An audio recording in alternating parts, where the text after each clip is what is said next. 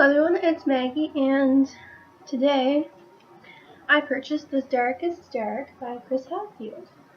And I was like, oh, I should do a video about this tonight and talk about An Astronaut's Guide by Chris Hadfield. I have a signed copy and I can't find it. And I'm going crazy, but I'm just going to film this and then go search, and it takes me all night. It's going to take me all night. So this video is going to be a first impression on The Darkest Dark. And on the back, it says, the story of the boy who faced his fears and went on to reach the stars. So it's obviously Chris Hadfield. And I'm going to read it and then do a first impression. So it's going to be live. I'm just going to read the little thing right here.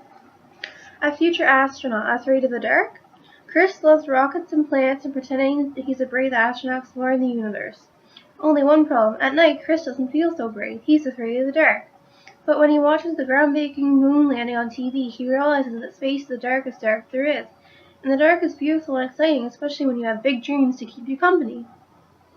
Inspired by the childhood of the real-life astronaut Chris Hadfield, and brought to life by Terry and Eric Than's lush, evocative illustrations, The Darkest Dark will encourage readers to dream the impossible. So it was written by Chris Hadfield and Kate Fillion and illustrated by the Than brothers. Ooh, beautiful. There's 2 pages. Very pretty.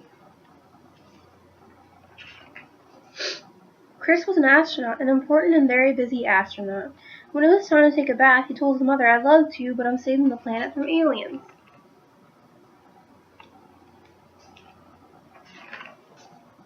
When it was time to get out of the bath and go to bed, he told his father politely, because astronauts are always polite, sorry, no can do, I'm on my way to Mars. An astronaut's work is never done, so astronauts do not like to sleep. But their parents do. You're a big boy now, said Chris's father. You have to sleep in your own bed.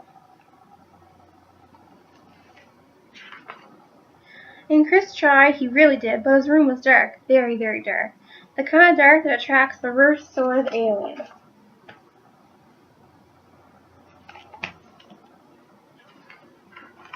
This is bigger than I thought.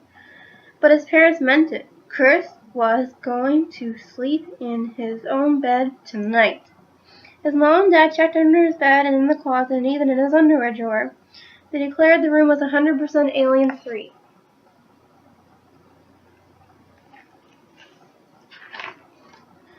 They tucked Chris in. They turned on the nightlight. They even gave him a special bell to ring if he was nervous. Clang, clang, clang. They took away the bell.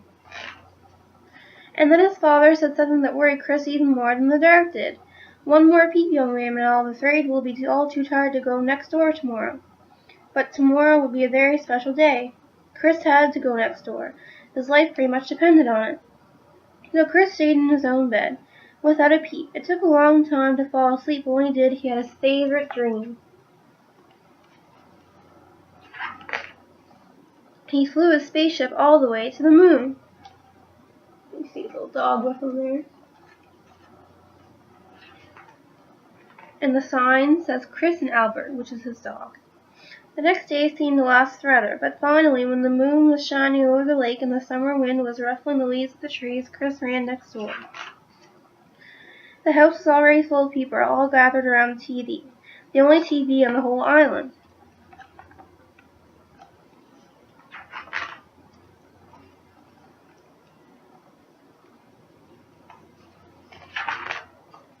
Chris found a spot where he could see through the crowd, and what he saw was astronauts, real live astronauts, on the actual faraway moon.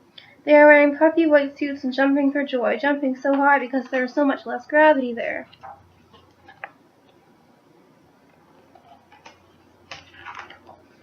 The grown-ups huddled around the TV were amazed. Their whole lives long they never expected to see this sight. Even Chris, who had been to the moon just the night before, was amazed. He'd never really noticed how dark it was there. Outer space was the darkest dark ever.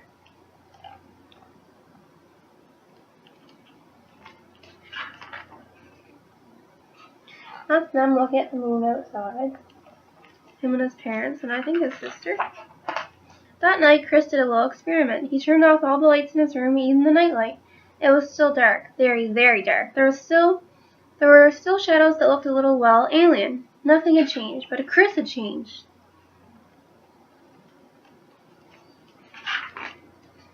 He had seen that the darkness of the universe was so much bigger and deeper than the darkness in his room, but he was not afraid. He wanted to explore every corner of the night sky. For the first time, Chris could see the power and mystery and velvety black beauty of the dark.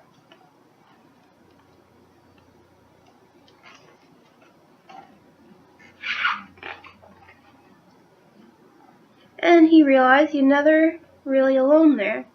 Your dreams are always with you, just waiting. Big dreams about the kind of person you want to be. Wonderful dreams about the life you will live.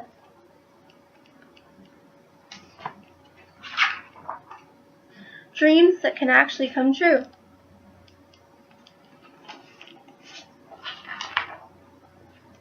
And that's the end. And then there's a little page about Chris Hadfield. And a message from Chris. Ooh. Being in the dark can feel scary, but it's also an amazing place. The dark is where we can see the stars and galaxies of our universe. The dark is where we find the northern lights shimmering and get to wish on shooting stars. And it was quietly in the dark when I first decided who I was going to be and imagined all the things I could do. The dark is their dreams, and morning is their making them come true. Ah, here it is.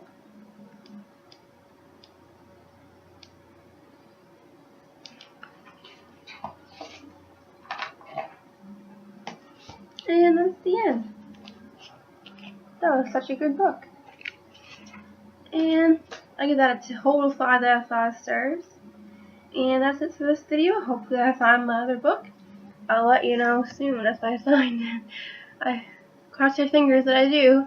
If you like this, don't forget to like and subscribe, and I'll see you in my next video.